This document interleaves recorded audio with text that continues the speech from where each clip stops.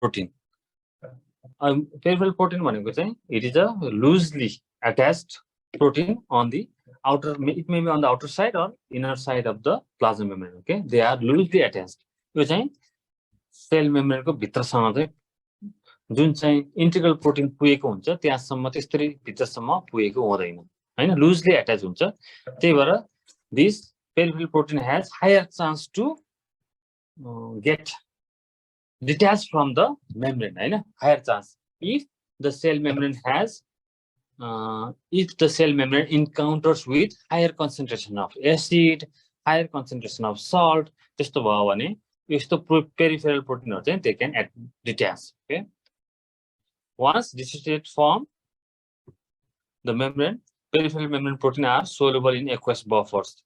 Okay, they get solubilized in the aqueous buffers when they are detached.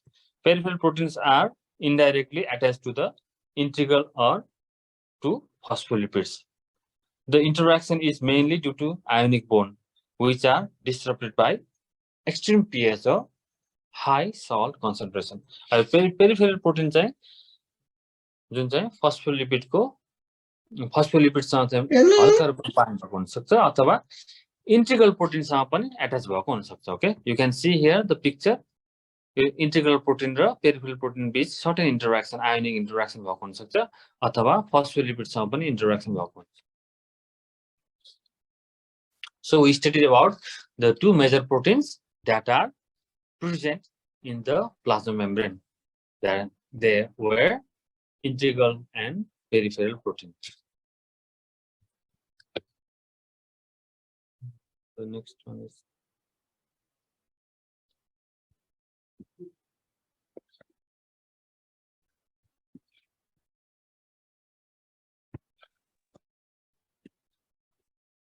okay.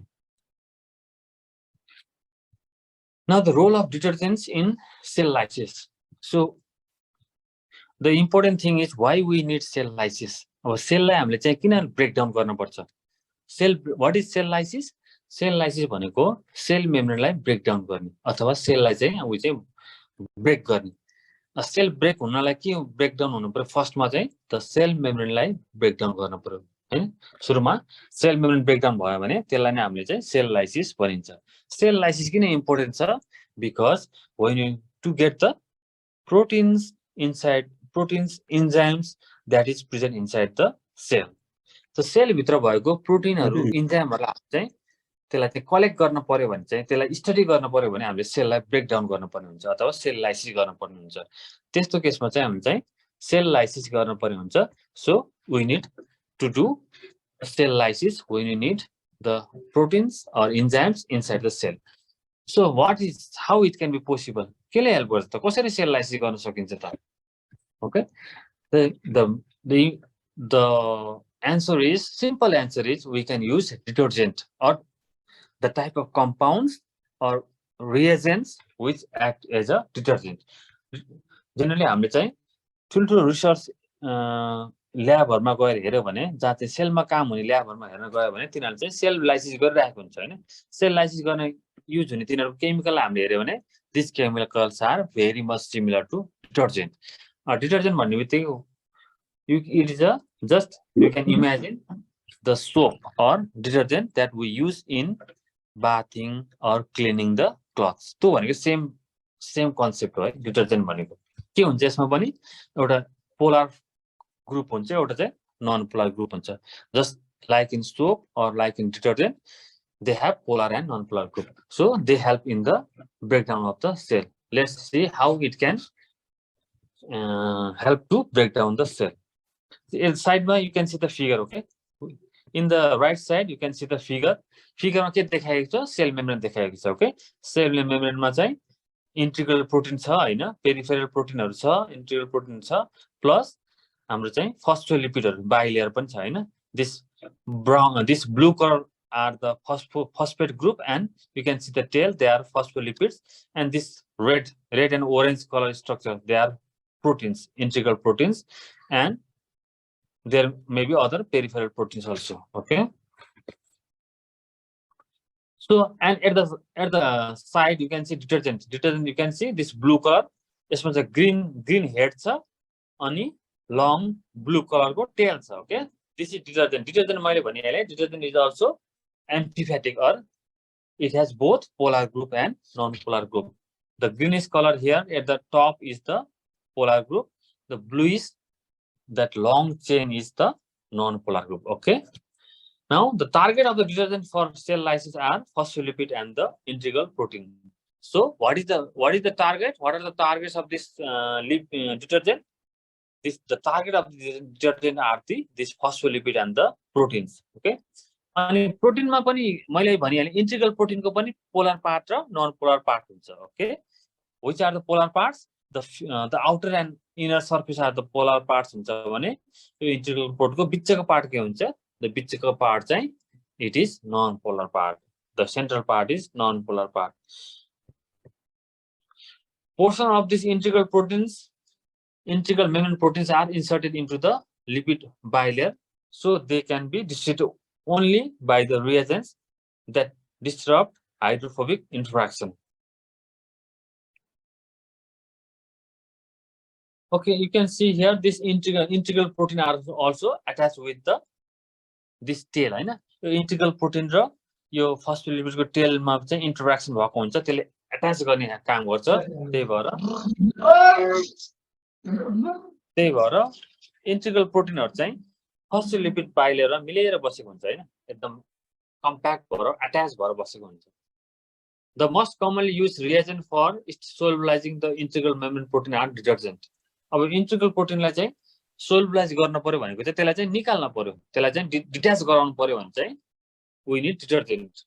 Okay, कुनै पनि कुरालाई soluble गराउनु भनेको चाहिँ त्यसलाई निकालेर त्यसलाई सेपरेट गरिदियो भने त्यो soluble हुन्छ, हैन? त्यसलाई ब्रेक डाउन गरिदियो भने, हैन? जस्तै अब हामीले चाहिँ सल्ट डिजल्भ गर्न पर्यो भने के हुन्छ? सल्ट NaCl हुन्छ. त्यसलाई डिजल्भ गराउनलाई के चाहिन्छ? पानी चाहिन्छ. पानीमा डिजल्भ भयो भने कसरी डिजल्भ भएको भन्न सकिन्छ?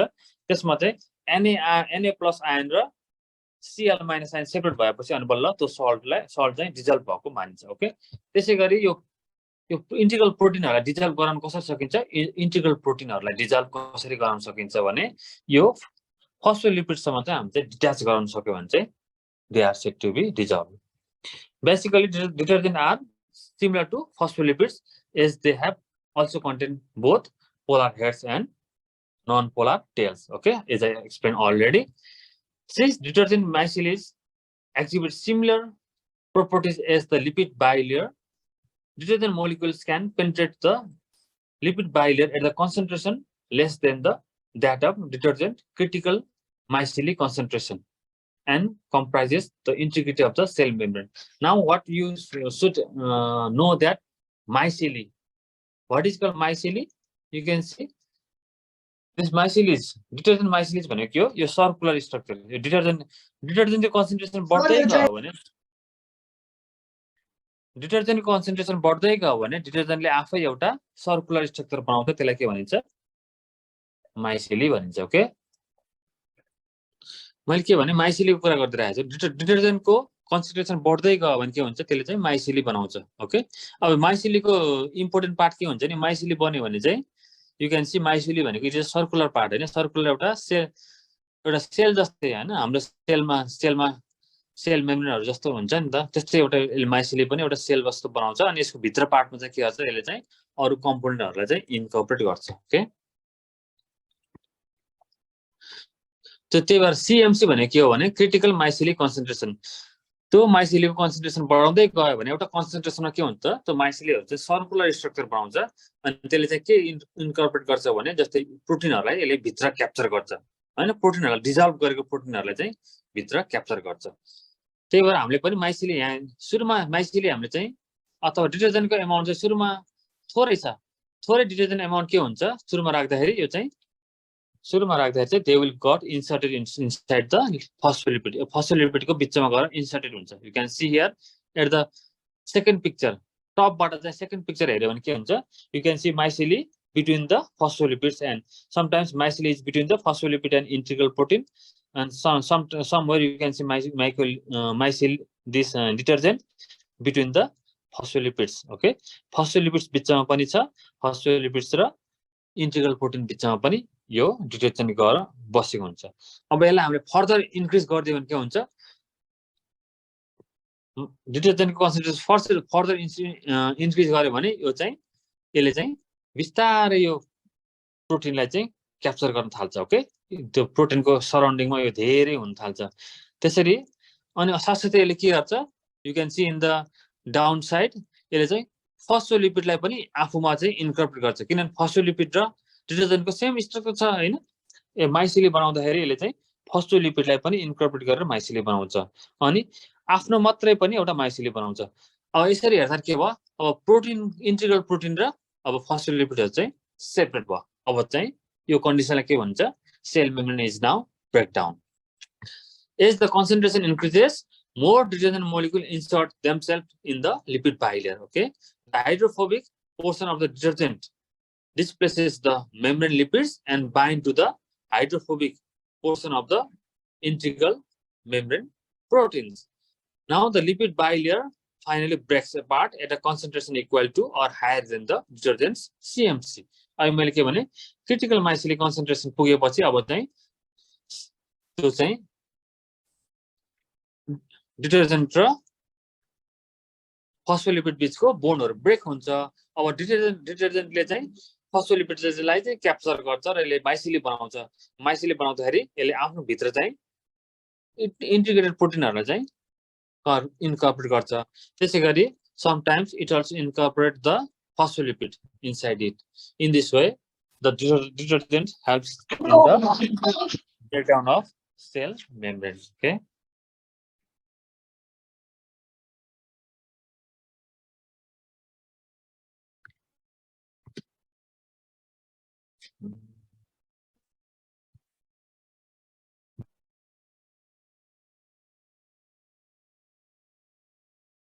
Our next is हिजो मैले पनि भन्थे phospholipid the cell membrane inside the cell membrane in the cell membrane the component are dynamic in nature भनेको चाहिँ the proteins the phospholipids are moving around the cell membrane so the cell membrane is dynamic in nature so how can we prove scientists tried to prove the cell membrane the dynamic nature of the cell membrane using one experiment I will just talk about this experiment in detail let's study and know how this plasma membrane is dynamic in nature how the proteins and phospholipids inside the plasma membrane they are moving constantly okay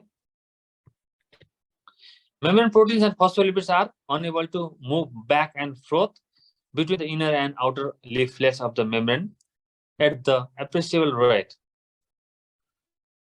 this is most restricted motion however because they are inserted into a fluid lipid bilayer both proteins and lipids are able to diffuse laterally through the membrane why this how what information can you get from these two sentences or three sentences is that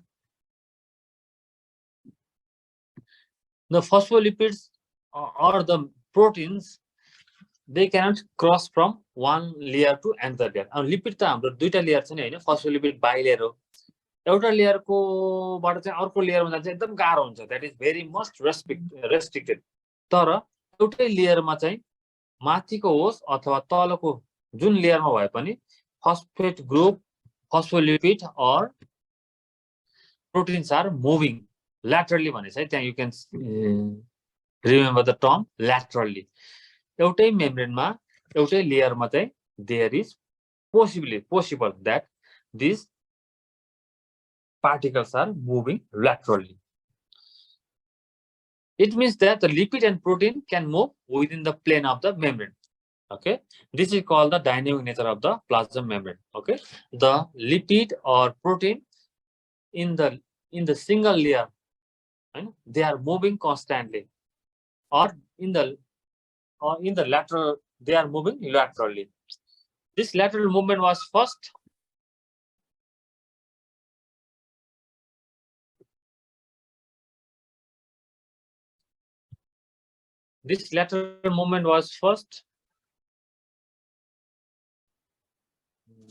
sir अड्कियो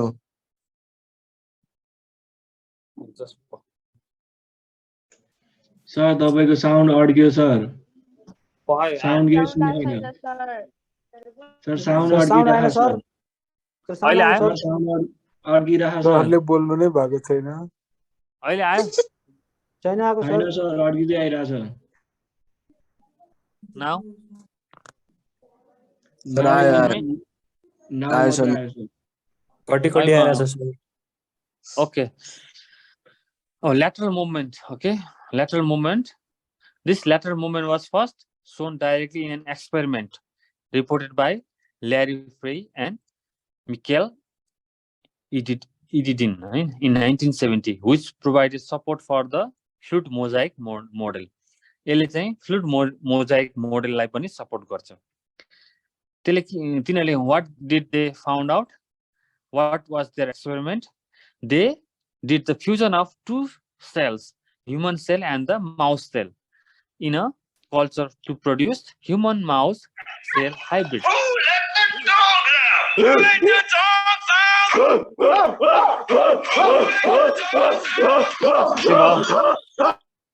कसको sound यस्तो? So they fuse the human and mouse cell, okay?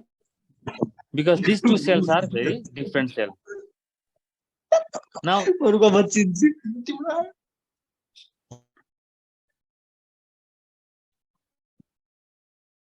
अब यो दुईटा सेललाई तिनीहरूले fuse गर्यो है अब यिनीहरू दुईटा फरक सेल छ अनि फ्युज गर्दाखेरि तिनीहरूले अर्को एउटा टेक्निक के युज गरेछ भने त्यस्तो सेलहरुमा चाहिँ तिनीहरूले चाहिँ अर्को एन्टिबडीहरु पनि जुन एट्याच गर्दैछ के एन्टिबडी जुन चाहिँ कस्तो हुन्छ कुनै पनि सेलको स्पेसिफिक हुन्छ जस्तै माउस सेल र ह्युमन सेलमा चाहिँ त्यो डिफरेन्ट एन्टिबडीहरु हुन्छ Then they analyze the distribution of protein in the membrane of these hybrid cells using antibodies that specifically recognize protein of human and mouse origin.